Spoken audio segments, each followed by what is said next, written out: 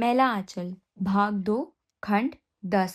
Comrade Vasudev और सुंदरलाल भी गिरफ्त कैसे नहीं गिरफ्त होगा भाई।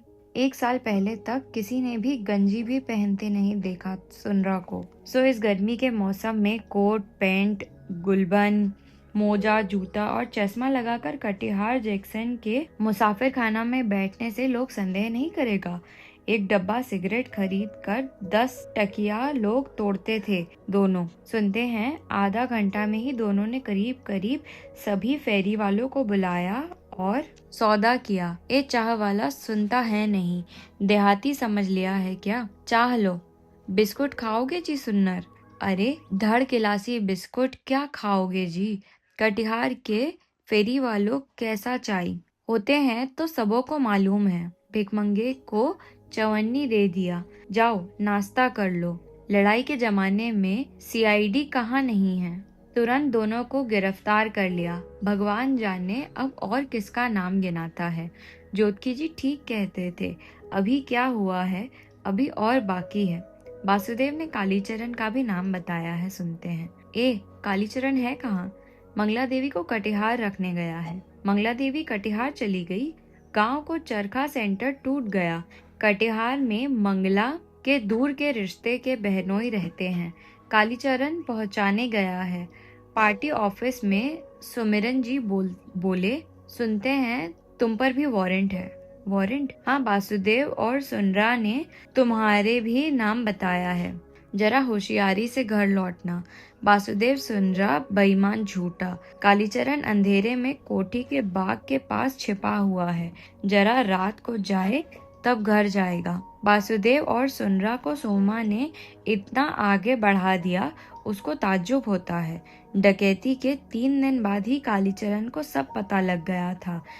सेक्रेटरी साहब को चुपचाप कहने के लिए पुरैनिया गया वह, लेकिन सेक्रेटरी साहब पटना चले गए थे। सेक्रेटरी साहब से सारी बातें कहनी होंगी।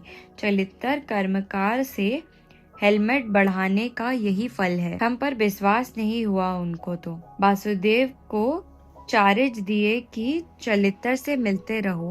बंदूक पिस्तौल चलित्र देता है। काली को जहल का डर नहीं।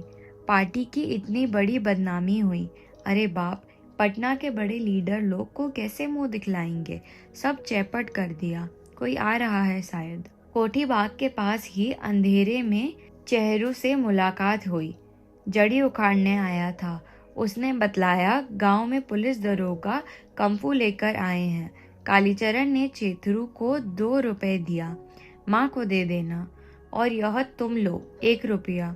जड़ी उखाड़ने के बदले चेथरू गांव की ओर भागा। फरारी किरांती को पकड़ा देने वाले को बहुत रुपए इनाम मिलता है। तुरंत ही उसको दरोगा साहब को चुपचाप खबर दी, हम कालीचरण को कोठी के बगीचे में देखा है।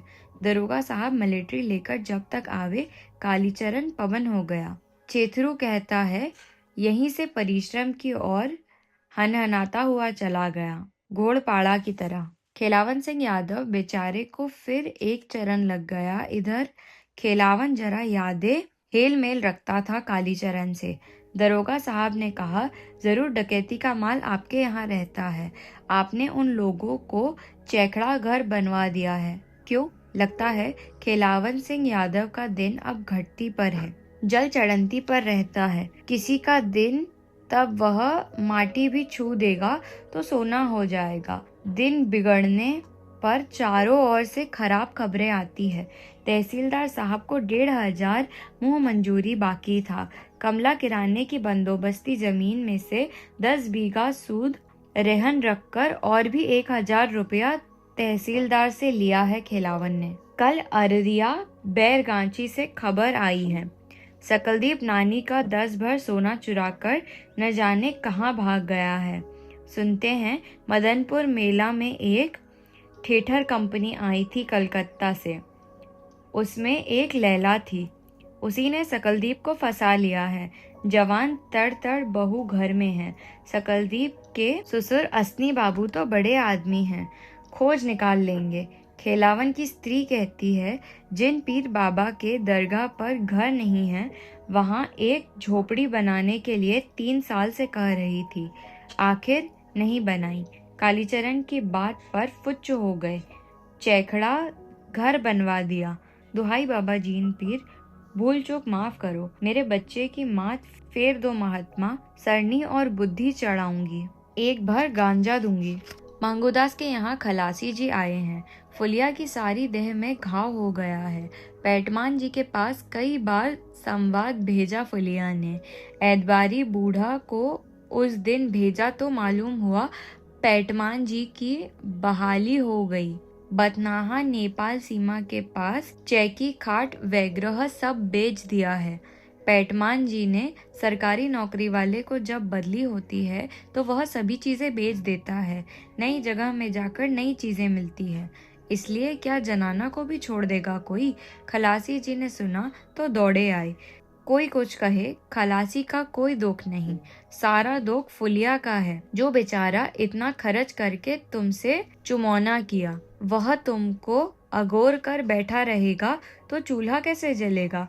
खलासी बेचारा दिन भर रेलवे लेन पर काम करता था और इधर पेटमान जी लेन क्लियर देखकर गाड़ी पास कराने के बाद फुलिया के यहाँ आकर बैठे रहते थे।